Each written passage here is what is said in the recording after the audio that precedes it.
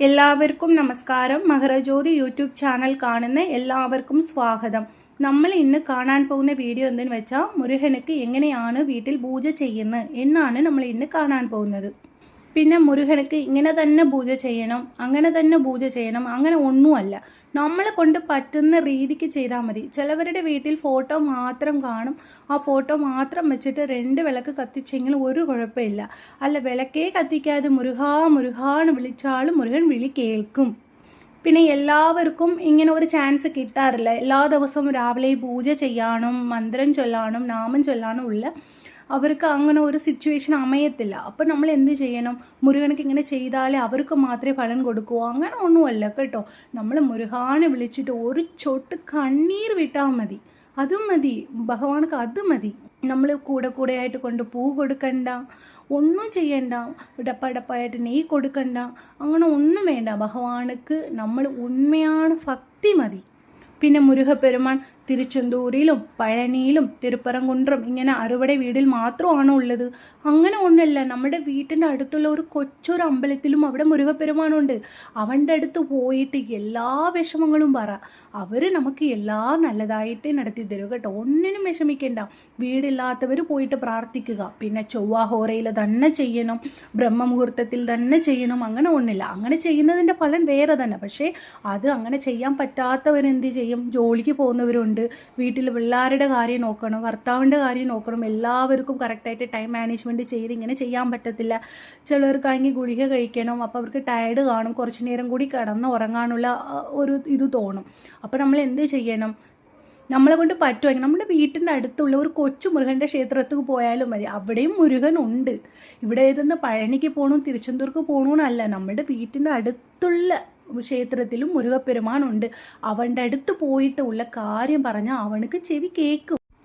പിന്നെയും കുറേ പേരുണ്ട് കേട്ടോ, ഇങ്ങനെ തന്നെ വിളക്ക് കത്തിക്കണം, ഇങ്ങനെ തന്നെ നാമം ചൊല്ലണം, ഈ മണിക്ക്, അതായത് ഈ 5 മിനിറ്റക്കകം നിങ്ങൾ നാമം ചൊല്ലണം, അപ്പോഴേ നിങ്ങൾ വിചാരിക്കുന്ന കാര്യം നടക്കും, അങ്ങനെയൊക്കെ പറയും. അങ്ങനെ ഒന്നുമല്ല. ദൈവത്തിന് ഈ നമ്മളുടെ 24 hours ഉണ്ടല്ലോ, ഈ 24 hours ഭഗവാൻ നമ്മളെയാണ് നോക്കിക്കൊണ്ടിരിക്കുന്നത്. നമ്മൾ എന്ത് പറയുന്നു, നമ്മൾ എന്ത് ചെയ്യുന്നു എന്നൊക്കെ പറഞ്ഞ് നമ്മളെ തന്നെ നോക്കിക്കൊണ്ടിരിക്കുക കേട്ടോ. അതുകൊണ്ട് നമുക്ക് ഈ സമയത്തിൽ തന്നെ ചെയ്യണോ അങ്ങനെ ഒന്നുമില്ല. പിന്നെ ഈ ബ്രഹ്മമുഹൂർത്തം എന്ന് പറയുന്നത് ഒരു സ്പെഷ്യൽ തന്നെ. ആ സമയത്തിൽ നമ്മൾ ചെയ്യുമ്പോൾ നമുക്ക് കുറച്ചുകൂടി നമ്മുടെ മൈൻഡ് റിഫ്രഷ് ആയിരിക്കും, നമ്മുടെ ബോഡി റിഫ്രഷ് ആയിരിക്കും, എല്ലാ കാര്യവും നമുക്ക് കുറച്ചുകൂടി റിഫ്രഷായിട്ട് തോന്നും. ആ സമയം നമ്മൾ പ്രാർത്ഥിക്കുന്നത് എന്തായാലും നടക്കും. പക്ഷേ ഇപ്പം തന്നെ ചെയ്യണം അങ്ങനെ തന്നെ ഒന്നുമില്ല. പക്ഷേ നമ്മുടെ മൈൻഡാണ് എല്ലാത്തിനും കാരണം. നമ്മളിത് ചെയ്തിട്ടുണ്ട്, എന്തായാലും അത് നമുക്ക് നടക്കും എന്നാണ് നമ്മൾ വിശ്വസിക്കുന്നത്. ഉറപ്പായിട്ട് അത് നടക്കും.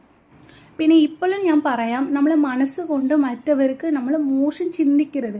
എല്ലാവരും നന്നാവണമെന്ന് പറഞ്ഞാൽ മതി. ഭഗവാൻ നമ്മളുടെ വിളി കേൾക്കുക കേട്ടോ. പിന്നെ നമ്മൾ എന്ത് പറയാനാണ്, നമ്മൾ ഭഗവാനെ പ്രാർത്ഥിക്കുമ്പോൾ എല്ലാം നമ്മളെടുത്ത് കൊണ്ട് കോടിയായിട്ട് കൊണ്ട് കൊട്ടൂന്നല്ല, എല്ലാം അങ്ങനെ ഒന്നുമല്ല. എന്തിനറിയാമോ, നമ്മൾ ഭഗവാനെ പ്രാർത്ഥിക്കുമ്പോൾ നമുക്ക് പറയത്തില്ലേ, ഈ കണ്ണിൽ പെടാനുള്ളത് പിരുവത്തിൽ തട്ടീന്നൊക്കെ പറയത്തില്ലേ, അങ്ങനെ നമ്മളുടെ വിഷമങ്ങളും കഷ്ടങ്ങളും അങ്ങനെ മാറിപ്പോവും. പിന്നെ കുറച്ച് കാലം കൂടെ ആകുമ്പോൾ നമ്മൾ ഇങ്ങനെ കണ്ടിന്യൂസ് ആയിട്ട് ചെയ്തുകൊണ്ടിരിക്കുമ്പോൾ ഒരു 2 വർഷം കഴിഞ്ഞ് നിങ്ങൾ നോക്കുമ്പോൾ നിങ്ങളുടെ ലൈഫ് സെറ്റിലായിരിക്കും കേട്ടോ. നിങ്ങൾ തിരിഞ്ഞു നോക്കുമ്പോൾ അന്നായിരുന്ന പോലെ അല്ലല്ലോ ഞാൻ ഇനി എടുക്കുന്നത്, എൻ്റെ ലൈഫ് എങ്ങനെയായി, ഞാൻ പുതിയതായിട്ട് വീട് കെട്ടി, പുതിയതായിട്ട് പൂജാമുറി കെട്ടി, പുതിയതായിട്ട് സാധനങ്ങൾ വാങ്ങിച്ച്, പിള്ളേരുടെ പഠിത്തമൊക്കെ നല്ലൊരു പഠിത്തം കിട്ടി എന്നൊക്കെ പറഞ്ഞ് നമ്മൾ ചിന്തിക്കുക കേട്ടോ.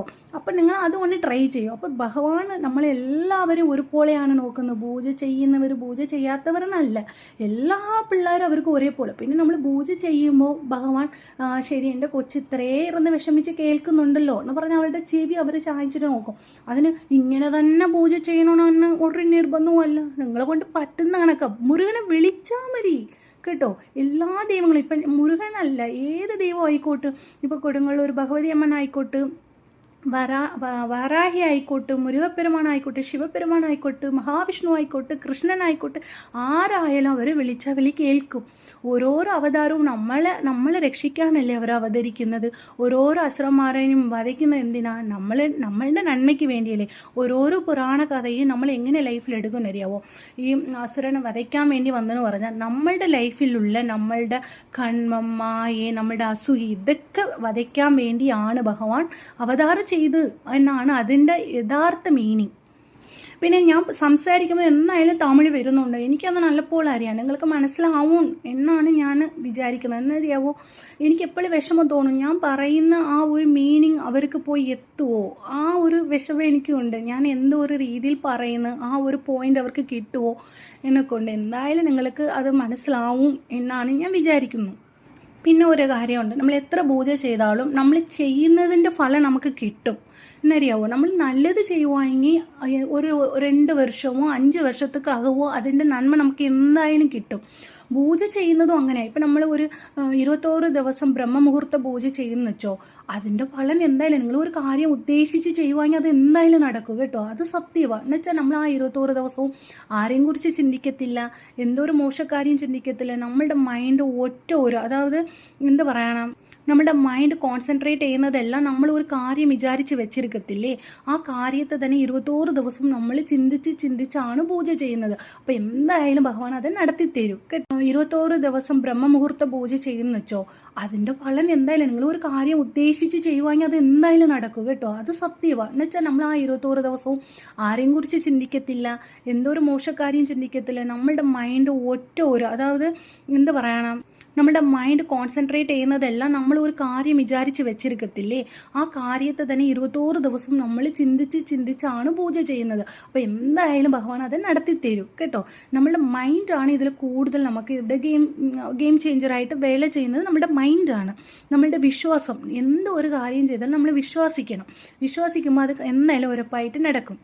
പിന്നെ നമ്മളുടെ ഒരു സബ്സ്ക്രൈബർ കവിത റവി എന്ന് പറയുന്നവർ പറഞ്ഞ് നമ്മളെടുത്ത് എങ്ങനെയാണ് പൂജ ചെയ്യണം ഒന്ന് പറയണേന്.